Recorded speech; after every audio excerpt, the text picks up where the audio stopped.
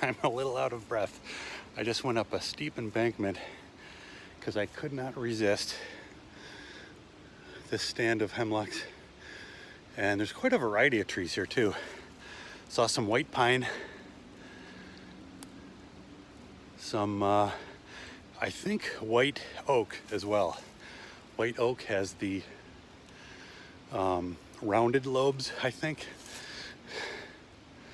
And all right, back on topic.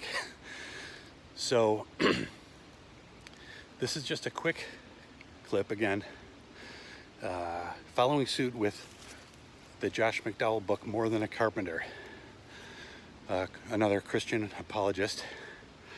And one of the arguments that just sticks with me is, again, I'm catching my breath, the aspect that, and this is an argument that, like, again, he talks about the legal historic standpoint, legal historic arguments of substantiating the gospel, Christianity, the facts of the unfolding of the gospel in the early church, early Christian church.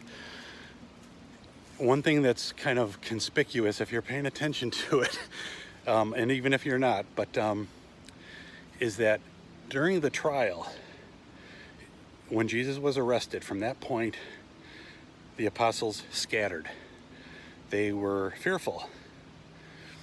12 guys that followed Christ, witnessed his miracles, listened to his teachings.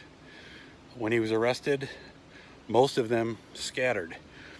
And one specific notation is Jesus even predicted that one of them, Peter, Simon Peter, would betray him 3 times, and he did.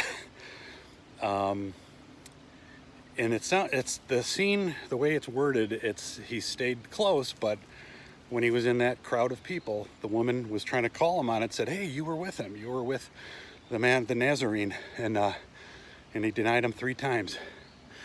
So what you have to wonder as the Gospels unfold is, after he was crucified, and there is biblical and extra biblical writings that substantiate that the crucifixion of Christ did happen.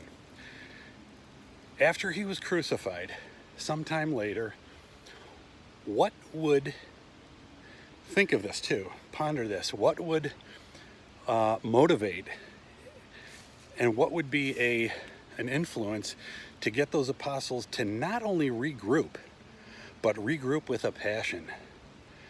The Bible talks about the Great Commission, and they regrouped, they polarized and galvanized, that's the word I'm thinking of, because it depicts strengthening of their position, to the point where all but one of them was martyred. And the only one that wasn't martyred was John. He was sentenced to spend, I believe, the rest of his life on the island of Patmos.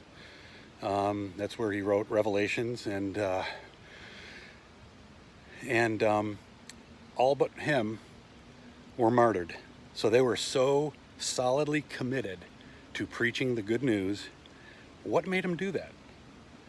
If the whole gospel story of his death and resurrection was a fraud, why would these men and others throughout centuries, what would make them become so solid in their position that they would go to martyrdom? Sometimes, like, gladly, not that you're happy to die, but happy to represent Christ in that cause.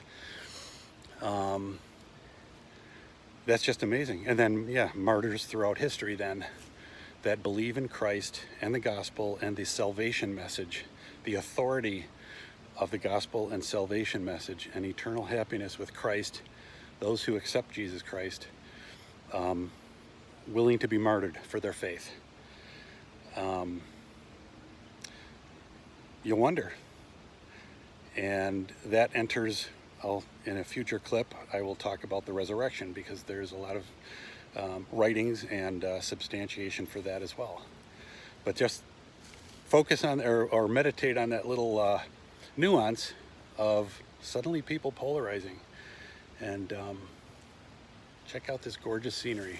Again, I am at Watkins Glen State Park, and I'm going to enhance this clip with a couple of shorts of the actual gorge and some of the falls. Beautiful.